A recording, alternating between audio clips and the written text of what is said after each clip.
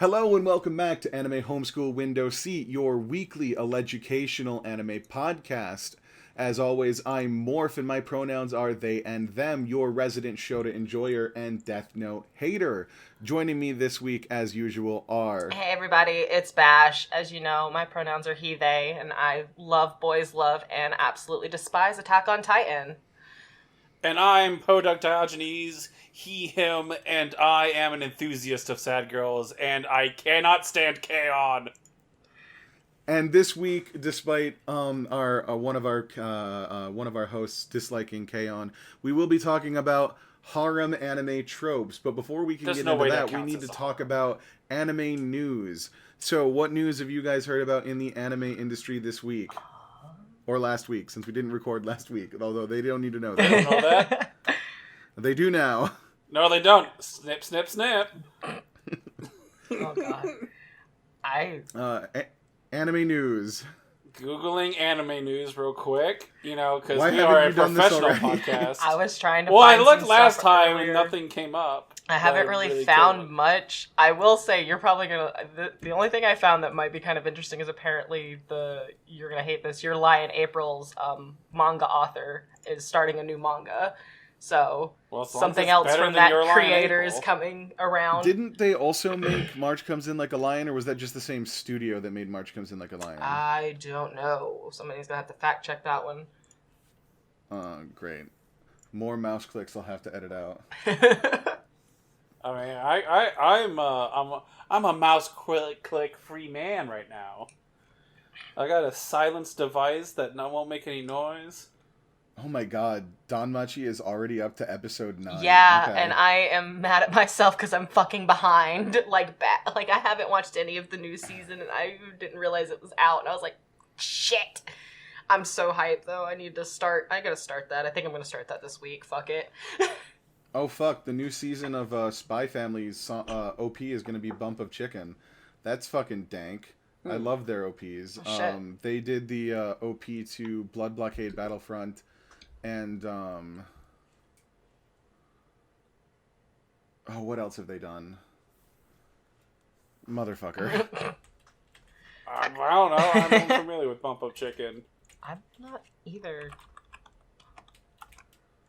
Oh, apparently your boy Kong Ming is getting a dub at some point. That's nice. Premieres on the 23rd of September in the year of our Lord 2022. Yeah, Kekai Sensen, which is Blood Blockade Battlefront.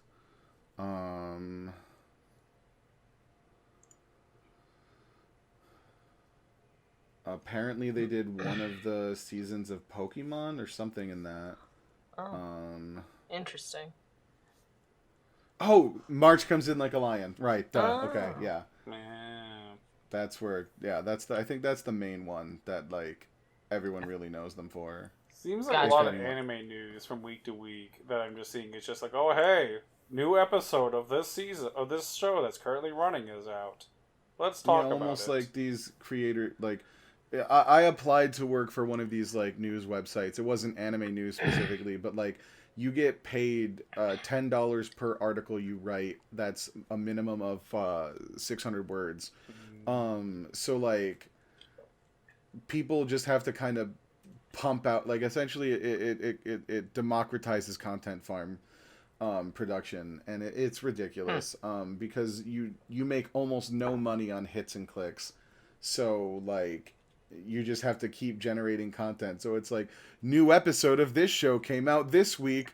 I wonder what the fans think about it. Yeah. According to Twitter, fans think this. And then people just write articles like that because they have to, because they need to eat.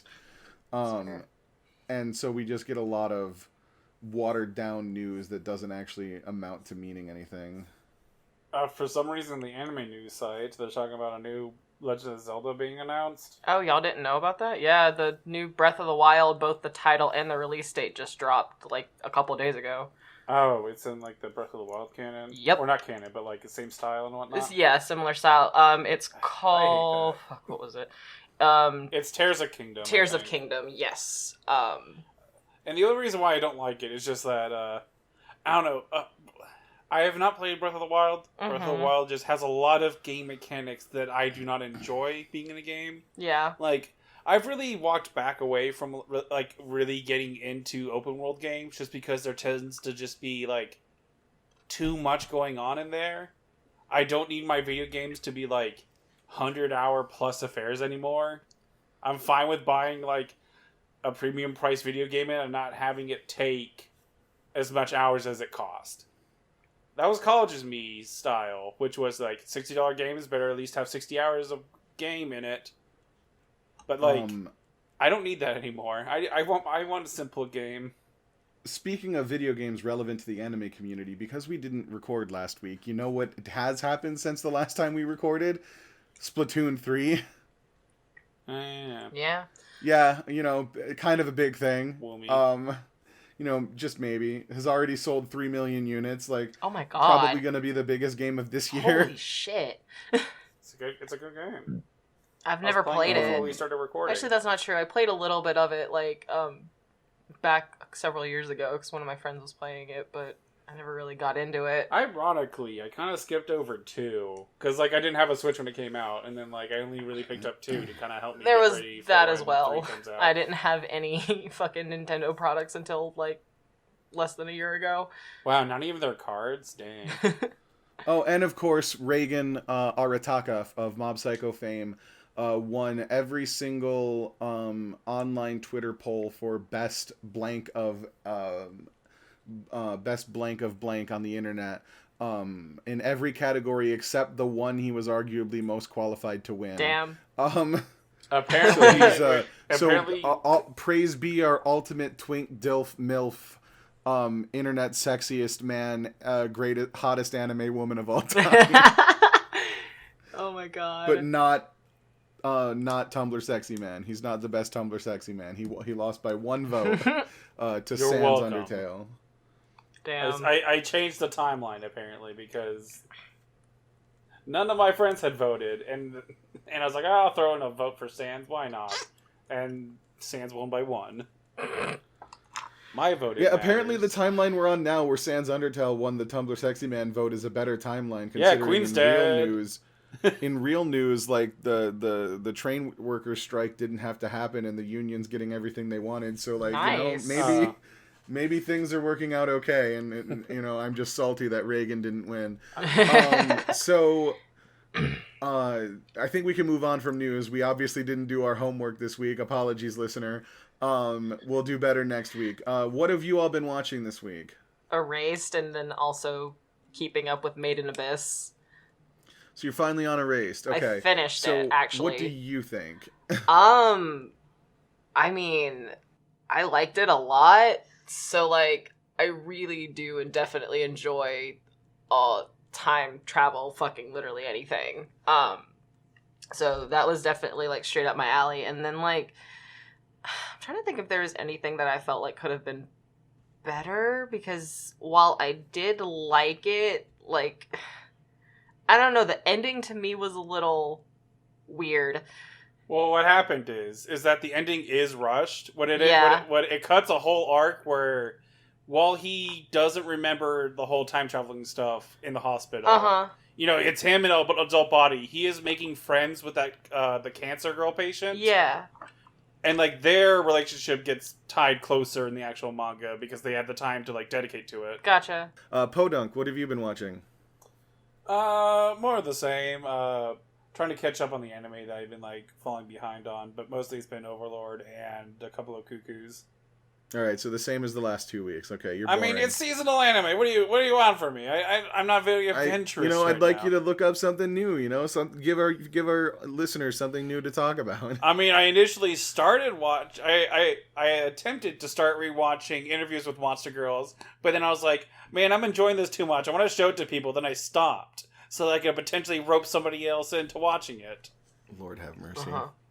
You and your Monster Girl shows. They're cute. They all need to discover self-love and learning to live with the disabilities they have. The disabilities, of course, being their monster parts of them.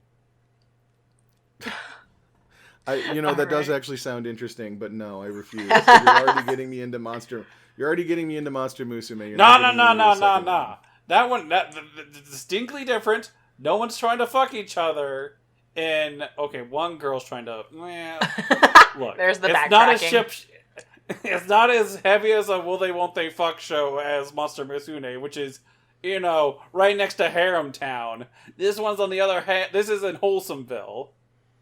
PD has already gotten me into one monster show, is trying to get me into another, and is now trying to sell me on a third. To be fair, like, the Monster Musume is our devil's bargain, as you remember. Yes, I know. You still need to watch the rest of Loveless. You stopped 6 episodes in. To be fair, it's all because of unrelated circumstances that we stopped. We had kind of a hiatus on it. So, yeah. Well, you're boring. Anyways, wow. So I guess I'll talk about what I've been watching. I've been watching Beyblade, which is hilarious because... Sponsored by Toys R Us. That's an anime that I watched when I was 8. And I owned like every single one of the 4 main Spirit Beast Beast Beyblades back during the plastics generation of the Hasbro toys, and then they all got stolen. You know, welcome to Trauma Anime Podcast Hour. So like now I'm watching it again and I'm like, god damn, like this is a thing that we could definitely spend an entire episode talking about, but like there is a specific type of sports anime which is targeted at like children under the age of 12, and is centered around a toy, where like the entire world inside the diegetic reality of that anime is just focused, die hard, centered around this toy. Like, imagine if instead of... the best comparison I could make is, like, you know how for a while, like, over the past 5 years, although it's waned in popularity, Gen Z was, like, super obsessed with Fortnite. Now, obviously, there were millennials who were obsessed too, but Gen Z was way into Fortnite. Now, imagine if because Gen Z was way into Fortnite, we canceled all football and soccer, and anything that would have been football and soccer was now Fortnite tournaments. And then we had the Fortnite Super Bowl and the Fortnite World Cup. I see how it is. We had You're allowed to info dump on your shows, and yet I mention the Monster Girls, and I get my lines cut short. I see how it is. Well, because you haven't watched the Monster Girl show. You said you started and then stopped. Yeah, I started rewatching it, and when it rekindled my passions for it. It's a good show, damn it. Oh, gracious. Lord have mercy. Well, you'll have to forgive me for trying to pad out the beginning half of our... What, you sorry, think we forgive can't talk me for about trying to pad harems out for the long beginning enough? half of our episode because we definitely don't have enough material to cover a main topic for over 40 minutes like we normally do. What are you talking about? It's the broadest topic we have. We can just keep bringing up shit. Fuck around and find out. We got this. Well, apparently I'm getting cut short and pulled with a theater cane off stage so I won't be able to talk about Beyblade anymore. Apologies. So I guess we'll get into our main topic now, which is harem anime, specifically harem anime tropes. So for those of you not in the know, harem as a trope, as a genre, began the modern conceptualization of what is a harem trope began with Archie Andrews within the Archie comics in the United States. It is one of several literary genres that America specifically pioneered and then just sort of abandoned.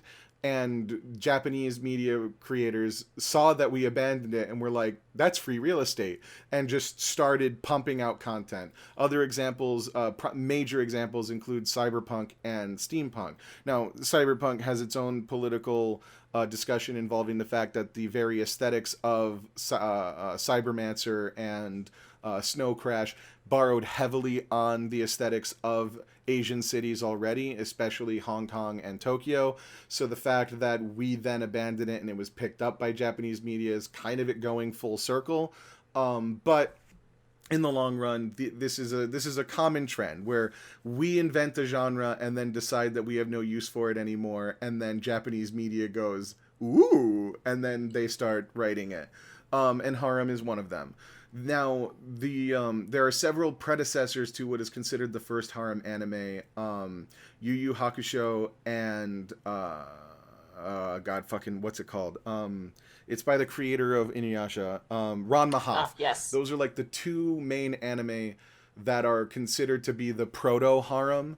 But the main the anime that is considered to be the demarcator, this is the first harem anime, the start of the harem trope, is Tenchi Muyo. And you see a lot of the groundwork laid for what would eventually be the harem trope laid within the first Tenchi Muyo OVAs, but not everything. The second wave of harem anime that were actually TV shows instead of OVAs, such as Love Hina, which is considered to be the grandfather of harem shows. If Tenchi Muyo is the first, then the grandfather is Love Hina. That's where like you really get the cemented primary tropes. You know, you have your gaggle of lovable girls, of varying varieties of dere, your Genki deres, your kuderes, your tsunderes, no yandere in Love Hina. And you have your main boy who is a blank white bread, wheat bread toast protagonist who is as boring as a brick. And somehow all of these girls have imprinted on him as if he's Jacob on Renesmee in Twilight. So like that's where like that sort of all gets really cemented, because in Tenchi Muyo it's not that way. Tenchi does have his own character, and it's much more of an unwanted and accidental harem in a way, because Tenchi doesn't really want the attention of all of these girls, at least at first. It's just that he has this family curse that's been passed down from male heir to male heir of this I don't remember if Muyo or Tenchi is the family name. I think it's Tenchi, but I'm also an idiot. Of this family, where they are just always the center of attention for these same women or these same women's ancestors, which includes an alien, a ninja, a wizard, and like several other like fantastical tropes.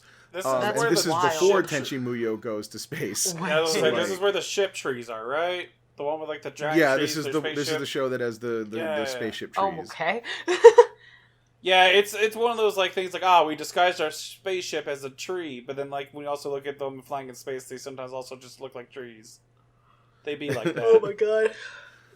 I mean, that's just sort of the nature of serialized fiction that we talked about before, where sometimes something gets like created in an original installment, and then it gets retconned in a later installment. It happens in comic books all the time, where it's like, yes, we created our spaceships and they look like spaceships, but we disguise them as trees. But then in the future, because at this point this franchise is so well established as having spaceship trees, if they ever show a flashback, the spaceships will just look like trees, because that is now your branding, is having spaceship trees. Yeah. Even though that's not like true to the original canon, it's canon now, and that happens a lot. It's not unique to anime. It happens in every type of long running serialization, serialized publication. So that's sort of the broad strokes history of harem as a genre.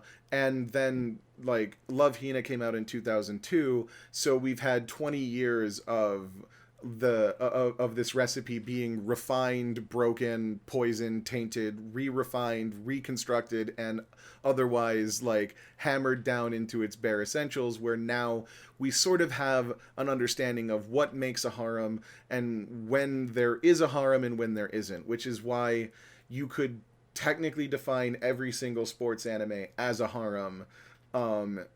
It doesn't get defined as a harem, mostly due to the fact that rampant homophobia within both sides of the Pacific leads to people just or rather, not homophobia specifically, but heteronormativity would be more accurate. Yeah. Rampant heteronormativity on both sides of the Pacific lead to the assumption that a group of all boys would never be potential love interests for one another. Despite the fact that they behave, act, and operate in the exact same way as a harem. So now I've laid the groundwork. Why don't you all take it away from here? Oh boy. So I like my sad girls. I mean, let's get that out there. You know that my girls is a harem trope, but really, more specifically, it's the girl that just like shows up and just has no opportunity of winning this one. They're either introduced too late, or they're just like all their sadness is mostly built up on like backstory, and like that doesn't necessarily matter for like who the main boy's gonna pick. Because it's like, we used to be friends, but then we became so distant, and then now he's back, and we're hanging out again. It's great, but now he has eyes for someone else. You know, angst.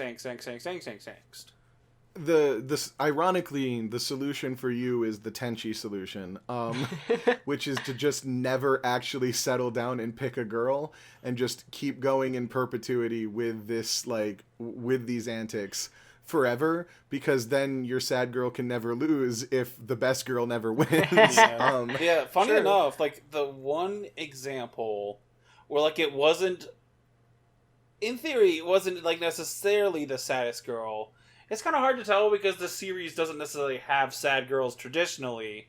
They all have, like, a moment where they are sad, and then that kind of gets fixed. But it's Date Alive. For some reason, my favorite is the white-haired deadpan girl who's too horny for her own good. Which is another trope from that is very popular. Who wants the dick the most? Which, like, Harem honestly, animes, you have the staple stereotype of the kudere, meaning cool girl, who is this like silent archetype who is very stoic and white-haired and dispassionate, never shows any expressions, and yet somehow is the one that absolutely wants the main boy's dick the fucking most of the entire cast. Ironically, Bento has that archetype. Don Machi has that archetype with eyes. In in Date Alive, the girl that's honestly the reason why I support this archetype in Date Alive is that, boy howdy, no one's taking the next fucking step, but here she is, ready to be like, I will fuck anytime, buddy. You just need to stop being a fucking coward. And I respect her for that. Everyone else is like stepping around the bush, and she just gets the head trimmers out. Just like, all right, this is an obstacle. I'm removing it. Hey, buddy, why didn't you molest me when you molested all those other people earlier the school day? That's a whole episode. Hunter x Hunter has that archetype, and this is where I reveal that this is actually the Hunter x Hunter episode part 2, where I go on an hour-long tangent about how Hunter x Hunter is a harem anime. Bring it on. But, like, Killua is absolutely the stoic, white-haired kudere of that entire cast, and he wants Gon's dick the absolute most of anyone in the entirety of that cast. And then another character is introduced who is also the same. Yeah. And that's Neferpitou. Oh, so, like, it's a very common trope. Rei is probably the example from Neon Genesis Evangelion, if you would consider Neon Genesis a harem. Personally, I don't. I haven't seen it, so I can't say anything. relies on a fundamental misconception of Asuka Langley Soryu as a character. She's not a tsundere. She just fucking hates Shinji. But unfortunately, the way that a lot of shows since Neon Genesis came out, the way that tsunderes are written, they come across very much like Asuka. So, like, Asuka has sort of become the prototype of a thing she's not. And so if you misunderstand Neon Genesis, then you will think of it as a harem, but it isn't.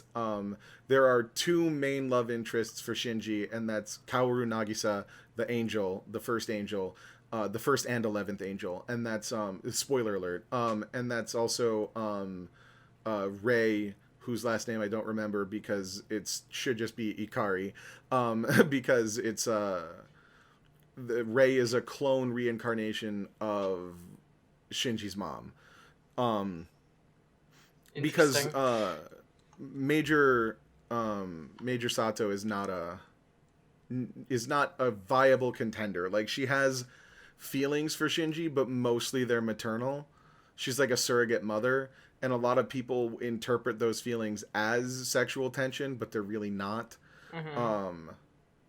So, like, this show has two characters that would go on to be harem, like that would go on to be archetypes of harem tropes. You have, you know, the sensei dere and the tsundere, but like neither of them are actually that in the show. So, and I know that this is going to get a ton, like, assuming we ever get any viewers, because our first episode has only gotten 14 plays, and I think half of them are me making sure it plays correctly. Like, this will probably get a lot of hate because a lot of NGE fans solely think of it as a harem, but it's not. So yeah, like, Rei is definitely that character in NGE if you think of it as a harem. So yeah, the white hair, yeah, it's a very common trope that I didn't consider until like we started recording this episode. Another common trope that we were talking about before we started recording is the first girl always wins. Now, typically the way this manifests is the girl that the main character physically runs into bodily first on screen is the character that will win. You see this in Toradora. You see this in Danmachi. You see this in because we all know Danmachi is a harem, and unfortunately, even though backstory-wise, Belle Crenel encountered Hestia first. In the plot of the show, the first person that he physically like runs into is Eyes. Whenever this person is considered, you never consider a lore backstory, because you have to consider it from like the timeline that the show is presented you in. Because lore backstory is how you get the sad girl, my girl, the one who will never win. The childhood friend. Because that's the other... Like, Petey's archetype is the saddest girl, usually, but it's also often the childhood friend. Like Genevia and Other Delusions. The pink hair girl is my jam. She physically knew the guy first. However, that's not how the show has framed her. She is the person come lately. In the very first episode, Rika lands feet first on Yuta's face, so, like, while she's rappelling into his window. Mm-hmm. So, like, of course she's going to win. Ryuji runs into Taiga in Toradora, which I already brought up, but I feel like it bears repeating. Yeah. I can't remember who does it in There's No Way Possibly the Childhood Friend Can't Win, which is the one where the weird show where every potential love interest is in some way a childhood friend of the main character. Interesting. Unfortunately, I fell off of it because, like, well, the first 3 episodes is a contained arc that is very enjoyable to watch. It kind of starts to get too much wrong with things for the sake of drama that kind of pulls you away from it. The one exception where backstory will be... the backstory character will be the one that ends up winning is when a show starts with the backstory. Mm-hmm. And that usually only happens in porn. Where, like, you see, like, because in for example, Love Stage, which is absolutely a harem show, and I will hear nothing to the contrary because Izumi's brother absolutely wants to fuck him. When you see Love Stage.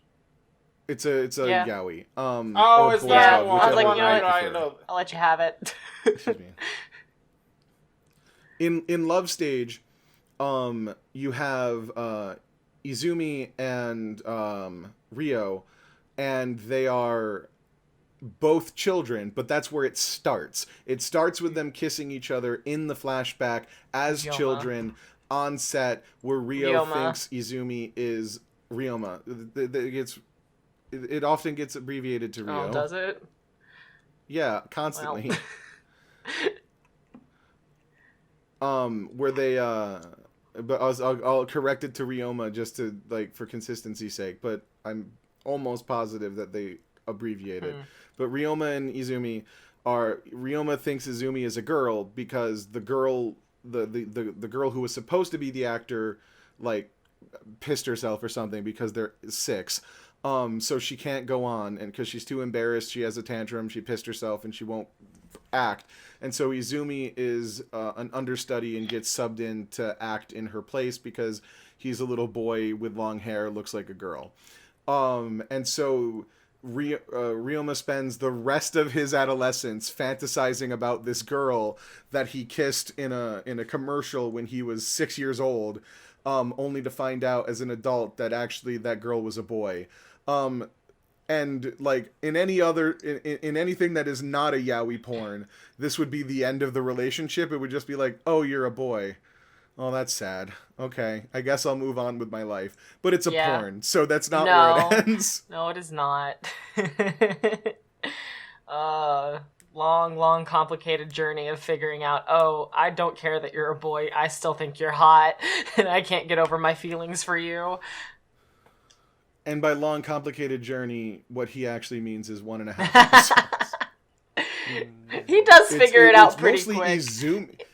Ryoma figures out pretty quickly that actually he's okay with this. It's Izumi that takes like the rest of the season to be like, actually, I think I do want this. I think that's more where I was going with it. Izumi's more definitely like, no. I only love Lala Lulu and no one else.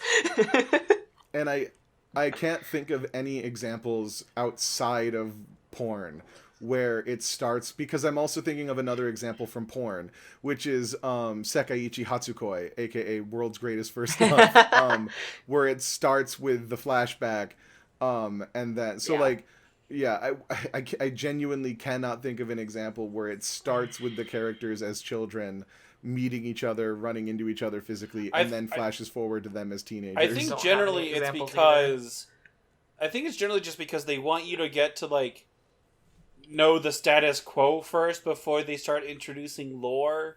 It's one of those things where it's like, all right, let's first introduce how this show is going to be for like the majority of the runtime, and then we flash back as necessary to introduce angst or whatever.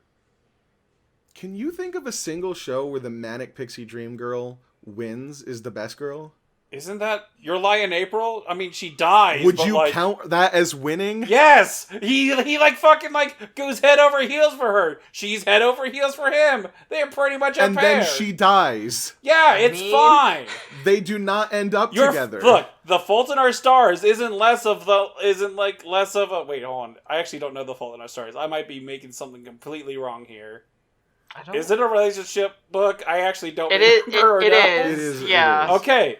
Then, but I don't think either character dies by the end of it. Oh, they don't? I thought one of them for sure died. They had, I thought they had the terminal cancer. They both have a terminal illness and are going to die by the end of... Oh, but they don't die eventually. In story. But I don't think they die during the story. Because, the whole point of that, of it is, Hazel is obsessed with, this book. And they go on a whole quest to find the author of the book in order to find out what happens after ever after, essentially. What happens after the last page. Gotcha. And that's when the author that they run into is just like, I don't care. I stopped writing it. Whatever you want to happen is what happens. And that is not a satisfactory answer for her. Okay. But yeah, I don't know. I think even if they die in the end, as long as they don't hook up with anyone else, the one who dead won. You heard it here first. I don't know. That means Midna of Anohana definitely won. Menma did not win. No, she really didn't. Oh no, she's kind of the stoic white hair girl who wants the dick the most and won. No, you know who's the stoic white-haired one that wants the dick the most? Yuki. Yeah. You're not wrong there. No, that's definitely the one. Because it turns out that Anohana is a harem, but that's because Yukiatsu is actually best girl.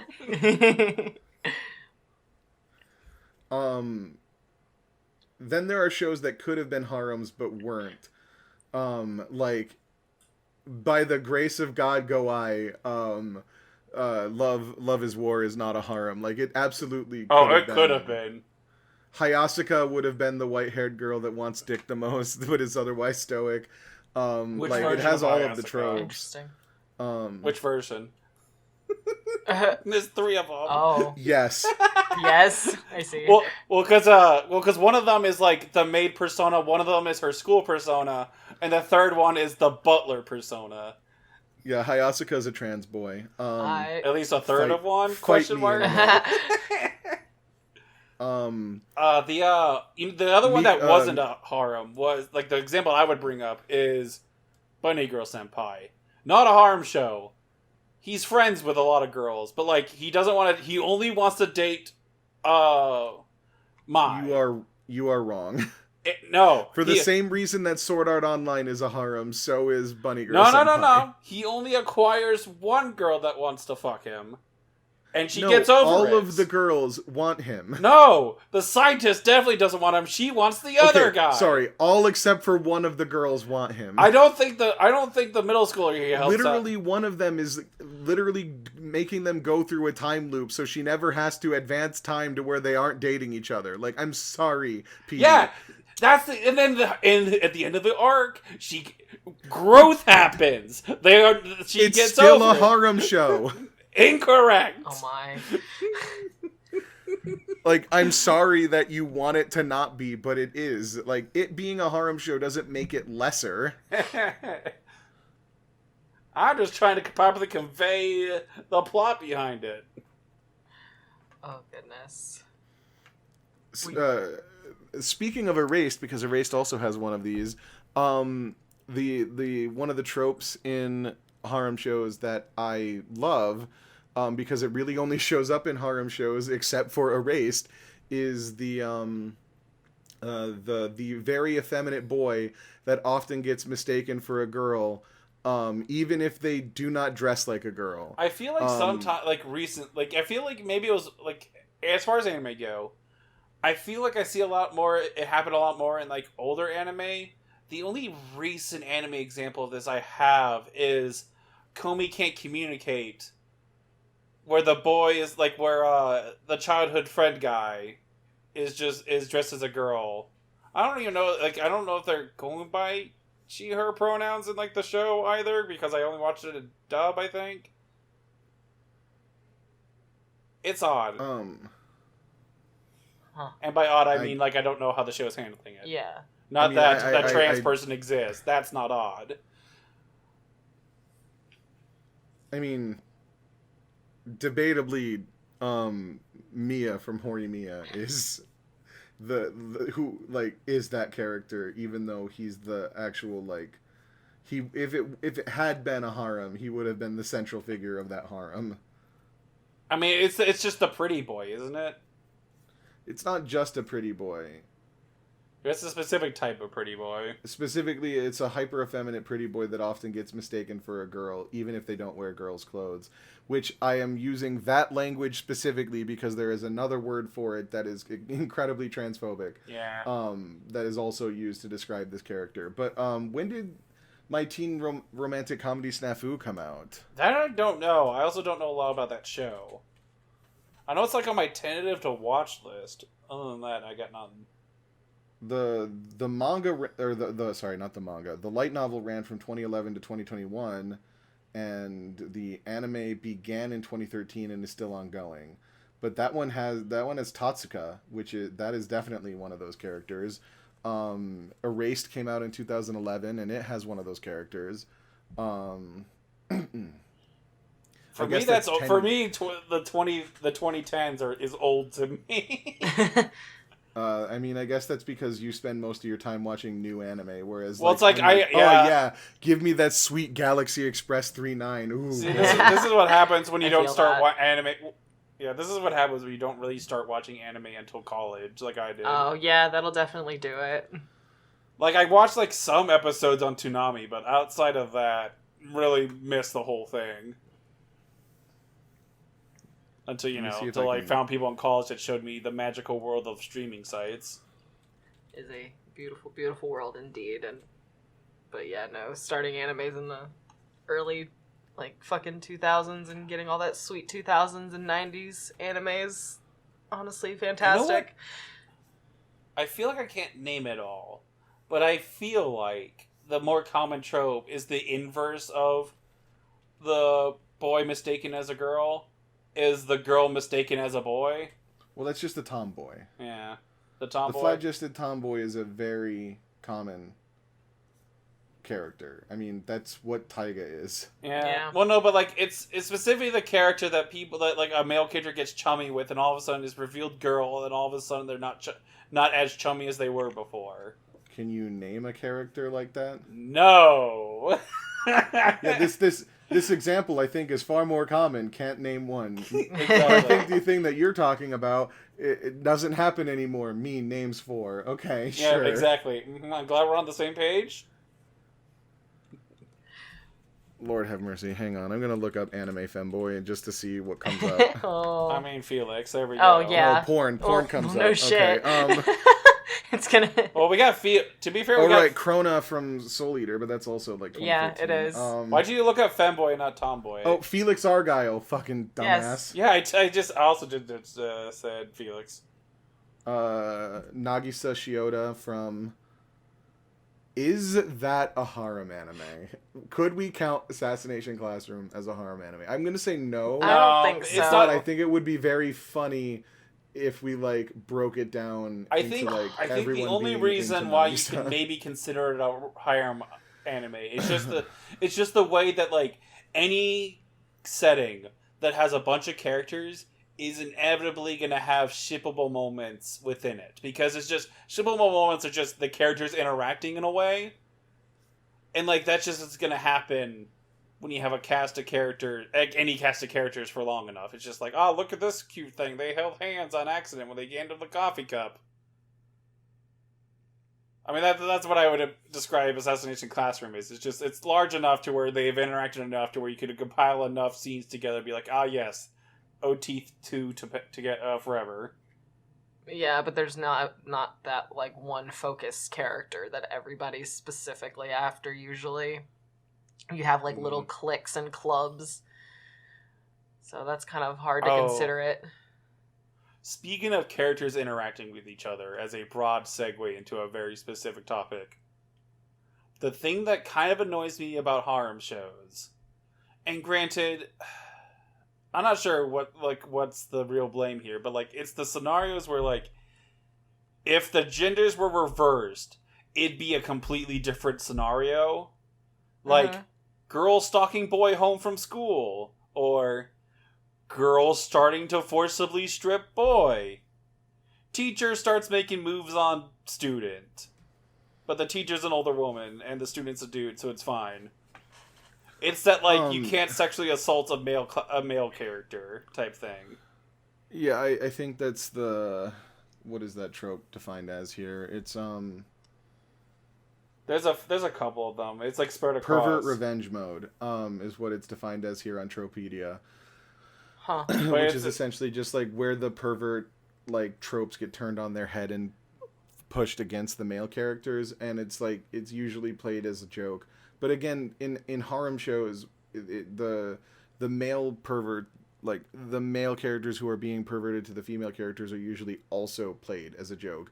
And it's like, oh well, the tsundere kicked him in the head, so it's fine. It's like, no, it's not. It gets fine, weird with we're just gonna pretend it is. It gets weird with the Sadodere. The character that does it unprovoked.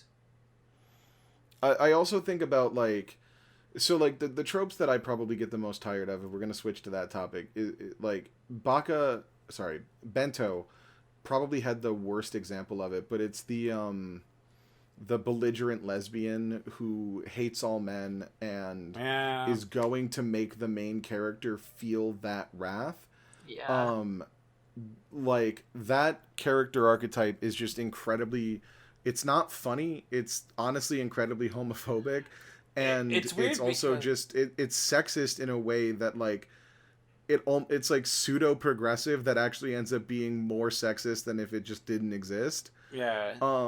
Because it's like, yes, women can only defend themselves if they're being if they're overreacting. That's the only time that women are allowed to be assertive. Right. And like a subsect of this is the lesbian is only a lesbian because they haven't found a good enough man.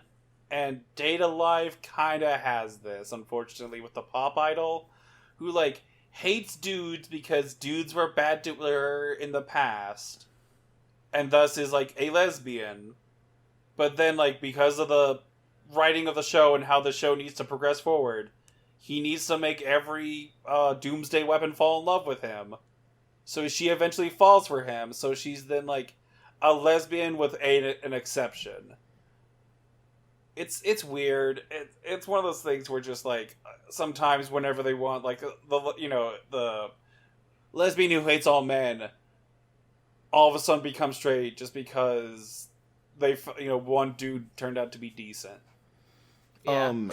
Stupid. There is also a trope that I kind of get tired of, but only because like it's never utilized to its full potential, and that is this website calls it the those two guys trope. I call it the Rosencrantz and Guildenstern, which is like almost every harem anime centered on a boy has the boy will have his best friend, who's usually a lovable pervert, which is like another trope that I get tired of. But like, if he's not a lovable pervert, then the lovable pervert trope will be pushed off onto these two guys, because then the main character also has two other male best friends who are complete nobodies, but they're in every episode. They're the bulk and skull, but they're not even that important. They're always pictured together. They are always commenting on the current situation that's happening, and whenever the cultural festival happens, they are the people that suggest that the class do a maid cafe. Like that is their function, and they're in almost every harem anime. So the twins from Orin High School Host Club. What? I just wanted to make a joke. The twins from Orin High School Host Club. I mean, that's what the twins are. Yeah, no, they are. Oh, I was making a joke just because they're together, always together. And you got it right. Oh, no. That's what the twins' role is. No, that's a reverse harem, but like it's still like that's and because hilariously, because Haruhi is like not a girl but also not a boy, Haruhi's two closest friends are the two boys who are not vying for her romantic interest, which are the two boys who are dating each other, which are the twins. And their job is to comment on the current situation that's happening while the other boys are all vying for her interest. Except for Honey, who is just there. Honey's just there. Honey has cake. Honey is just there because tragic backstory. Honey is there for cake. Honey is the oldest of all of the characters, but looks like a Shota, which is like my dream, but also is like an expert assassin martial artist. Like, and basically just imagine if Killua had a genetic condition where he never aged and was also in a normal high school. Like, and that's Honey. And desperately wanted to do anything but the thing his family wants to do.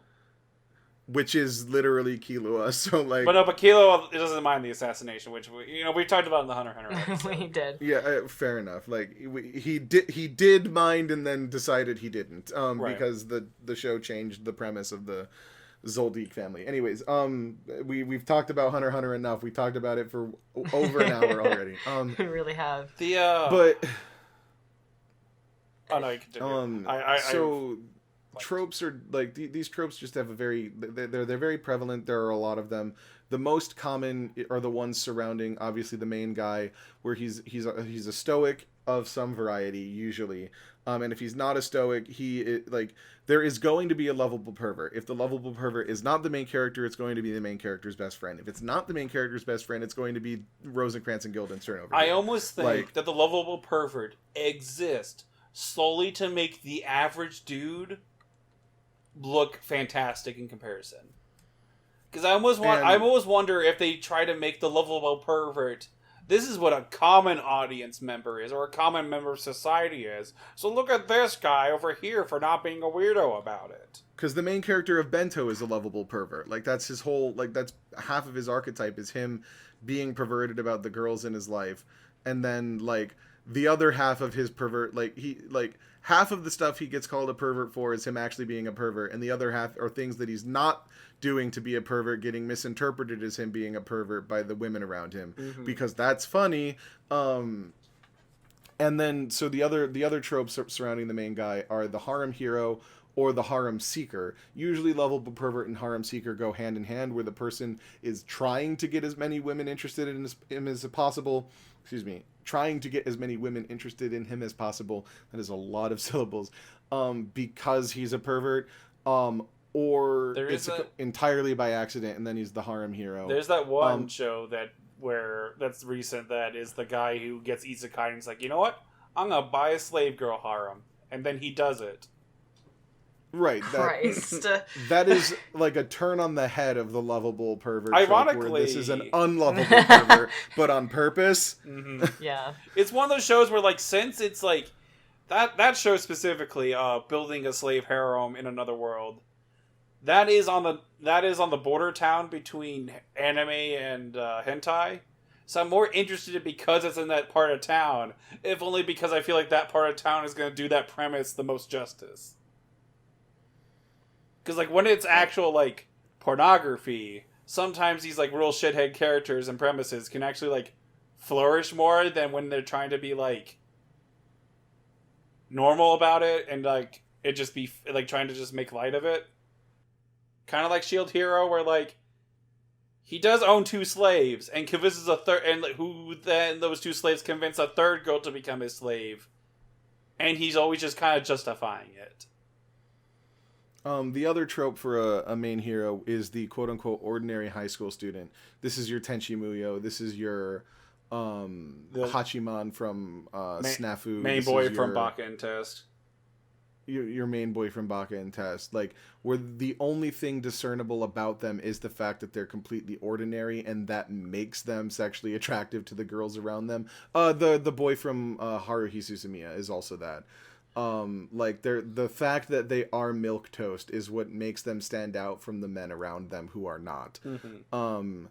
And then you have your Casanovas, which is your Ryujis from Toradora, where like everyone wants them, even if he doesn't realize that everyone wants him. You know, what is the example? Like, what would you call the group? Like the this scenario seems to be happening in more pure harem shows, like in rom-com harems. But like, what would you call like the group, like the classroom that hates the main boy because he's getting attention from popular girl? Like Bakken Test has it. There's the Inquisition there that like essentially goes after any male classmate that like gets into a relationship. I mean, but that's not the main classroom. That's like a secondary classroom. No. Well, it is like it's his classroom that's doing it. Like it's the surrounding cast in their homeroom are the ones that get mad jelly over his accomplishments. And some of them, and like for the ones where it's male classmates, they're almost always violent about it, or like death threats. It's like how dare he get a girlfriend? Now I'm look awful in comparison to that fucker. You know that it's. For some reason, that seems to be a common occurrence, where it's just, like, male classmates who aren't dating somebody becoming very the tension, so that's just the jealousy between male peers is a pretty common source of tension, and it can also be a source of comedy. So it's either actual tension in the form of a rivalry between two. It's always usually, male like, classmates, comedy, where or it's comedy.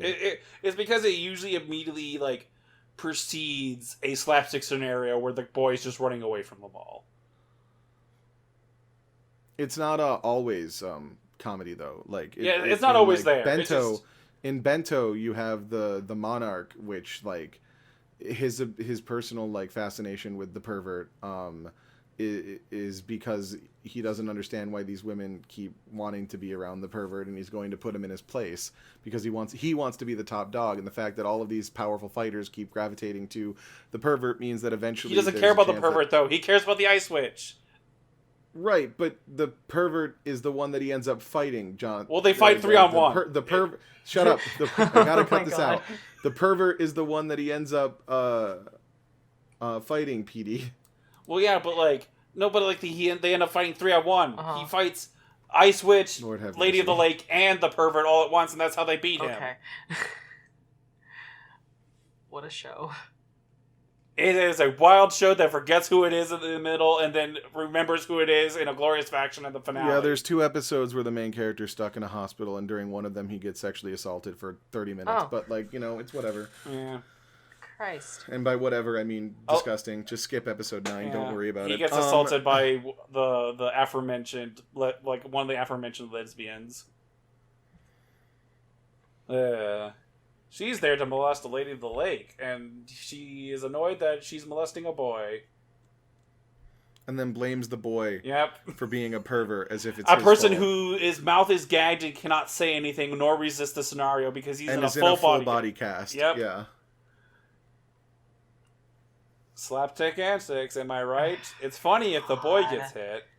Yeah, I can't I can't stand that fucking trope so much. It's unfortunately just like, since slapstick aesthetically is funny. Funny stuff happens when the main character gets hit. You end up like, a lot of things can be written where the punchline is the boy getting hit, and expect it to be funny because the boy's getting hit, but then the context of why he's getting hit just makes it annoying. Are there any other tropes you want to talk about, Bash? I mean, I have more knowledge in, like, the reverse harem side of things, with the tropes are similar, but kind of different at the same time. Bring them up. Fucking, like, I mean, if we want to, there is an archetype character that is kind of, like, sometimes either a lovable or a / like, hated pervert character, and it's usually the more flirtatious guys. And it'll go one of two ways. They'll either play it off of, oh, I'm not actually being serious, even though secretly I am, like, seriously in love with you. I just can't admit my feelings, or they'll just straight up be, like, way, way super intense on the main character, and that's the sexual appeal, is her getting her boundaries pushed, and, you know, that's what's erotic about it. And that happens a lot in, like, Diabolic Lovers, which is this fucking reverse harem anime about this family of vampire brothers that abducts this girl that has really good tasting blood, and then they're all trying to convince her to become their specific person. The fuck is it with you? Listen, you watch Vampire Night in middle school and it does things to you, okay? I watched Vampire Night. I don't know, man. I've been obsessed with vampires since as long as I can remember. All it did was make me obsessed with brothers who fuck each other. You'll hate Diabolic Lovers because they're all brothers, and, like, you could probably invent some sexual tension between the brothers, but there ain't no fucking between those brothers. Yeah. But, like, and then you do get, like, older brother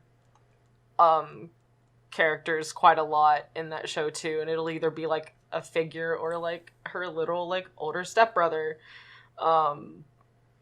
And that one, oh god, there's even one called Brothers Complex that is straight up girl becomes stepsister to, like, 8 brothers. I haven't seen all of that one because that one just gets bad. It's too stupid and ridiculous. I'm going to be entirely honest.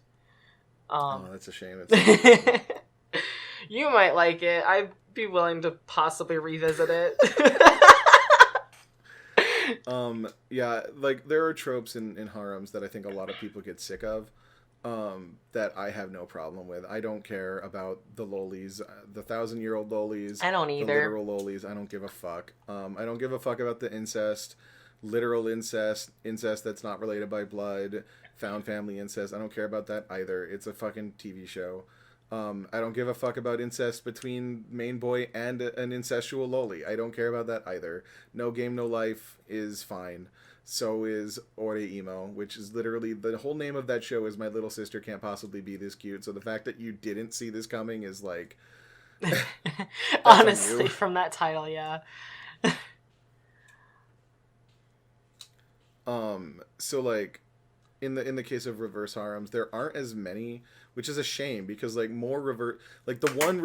Oh, God, sorry. I'm gonna cut that. The one reverse harem that I can think of that even has a Shota in it is Oran. And, like, I can't think of many other examples. There is one in Diabolic Lovers. There is a one of the youngest of the brothers in that, which his name... Which one's that one? That's Kanto. And he's a shithead. He is a little psychotic fucking fuck-ass. I just remembered one. Fruits Basket. Yes, Fruits Baskets had a Shota. They and then they decided to make him not a Shota anymore, even though no one else. He does canonly ages age up because he's the youngest out of everybody in the show. Yeah, does which is bullshit. It's weird because it's like, I wonder if you don't really see a lot of like, like the Shota like filling their equivalent role in a reverse harem. It's just because like. Actually, I don't know how to describe it, but I wonder if it's like... So from my experience with it, the main equivalent to, like, the Shota, or what would be considered, like, usually the lowly character in, like, a standard harem, there's typically this character that is usually just a bit more immature, and they're usually a little louder, they're more energetic, and they're that puppy, cute boy that, like, everybody kind of goes after. One example, what's his name in... Is it just the presumed male audience? Is that why? Where it's just like... What is that bitch's name? I'm trying to figure out like why a straight harem would be more about showing as like a loli as a potential example versus like a reverse harem showing that a Shota is a potential option.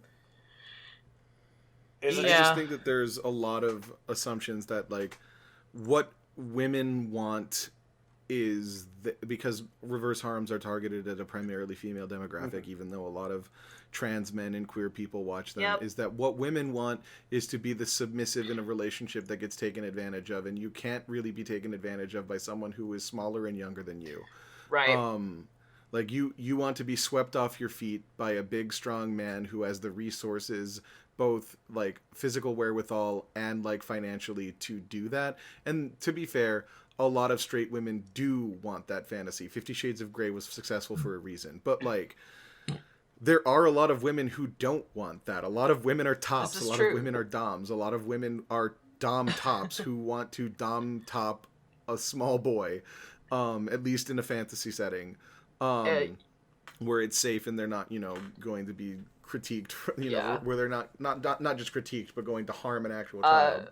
Because it's a fantasy, like, and they just don't tend to get catered to because it's presumed that if you want that, you're a degenerate. Yu Sung, which is one of the characters from Mystic Messenger, was who I was trying to think is a decent example. He's very much that type. That's the blonde one. Not my personal enjoyment. I typically like the stern Megamays or your like really pretty cocky Bishis. Yes, you have two character types, and there's Sebastian and Sesshomaru. Those are like your two archetypes. Yeah, any blend of the two of Sesshomaru those. Is not... Ironically, Inuyasha, a reverse harem. Yeah. Sesshomaru, not He's your not. favorite. No, Koga all the way, hands down. Till the day I die. Now, Koga, actually, that does have a Shota in it. Chippo. It does, yeah. He's not presumed as a love interest. I don't think Chippo is ever portrayed as a love interest. Not for the only Kagome. One that is probably is a Kohaku, like, and who is also a Shota, but not as Shota as Chippo is. But like everyone knows Inuyasha, like it's very much in the same way because reverse harems have like they have very much the same tropes in a lot of ways, even though some of the tropes are like tweaked. In the same way, the first girl always wins, the first boy always wins. Kyo-Soma wins Fruits Basket, even though a lot of people wanted Yuki to win. Kyo wins, and Inuyasha wins. Fucking. I can't. There's no way Tomoe from Kami-sama Kiss wins. There's also the character voiced by Vic Mignogna, whose name I never fucking remember from. That's also who I'm trying. Tamaki, there it is. Tamaki does also win as well.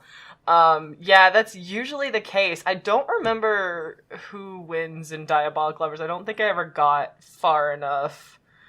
Is Tamaki the president of the club? Yes, he is. Yes. He's the blonde boy. I honestly assumed it was one of the twins that won. Basically, whenever I watched it. No, the twins are. We keep telling you the twins are interested in each other. Well, no, one of the twins is interested in Haruhi. If we start getting into like the manga and the further development of that, one of the twins is very interested in Haruhi, but nothing comes of it. Just the anime gets there. I do not see it. I pretend it does not exist. The anime gets there, especially when the main girl goes to do the summer job. Yeah. The twins show up to like follow her Yeah. there, and like she's the one person who can tell them apart, which means that like she really does care about I would us. love for them Because all three to be they're together. her best friend. I just want the three of them together. I mean, obviously, Honey should be shipped with all of the boys, including Harvey. It's Honey X There we go. everyone because Honey is And a special some boy little who should be- side knowledge of mine that I have is the creator's original intention was Mori was supposed to win. Maury Summers. Stop. No. Yeah, no, fucking Mori Senpai was supposed to win Haruhi's heart originally. That was the original plan, and then things went in a very different direction as the manga big, tall progressed. guy? Yeah, the Is big, that who tall, Mori is? stoic guy. No, he's dating Honey. Fuck that. Well, see, like I said, That's I said, the bullshit. story progressed in a much different way. AKA, he's dating that Honey. relationship is summed up. That relationship is summed up by the meme image of the hamster eating Yeah, the banana. Like, it's that literally is- that. I can't believe Maury's the hamster. That's beautiful. Good. That's a really good one, Poe. I love that. I'm imagining things I shouldn't be Oh, imagining dear right Lord. now. Alright, God, I wish I for unrelated reasons, we need to stop the podcast because we are an hour and 15 minutes in. Yeah. So, And you I'll were worried probably we trim couldn't some of fill the this news section banter. because we just sort of waffled around. So, any closing remarks you all want to make before we end There this needs out? to be more reverse yeah. harems. Honestly, as I was googling them because I've seen a ton of them, I was like, "There's not that many animated reverse harems. What the fuck?" There There really needs to be aren't. a single gay That harem too. That also needs to fucking happen. that isn't just a sports anime being viewed Well, through Fujo yeah. lenses. Well, if you want to watch the one room version where it's the three boys in an apartment, No. Oh. or the one, Christ. or the Sleepy Boy anime where And it's on that note, that's all the time Wow. we have. This has been Anime Homeschool Window Seat. I have been your host, Morph, and we will see you all next Bye. week. Bye.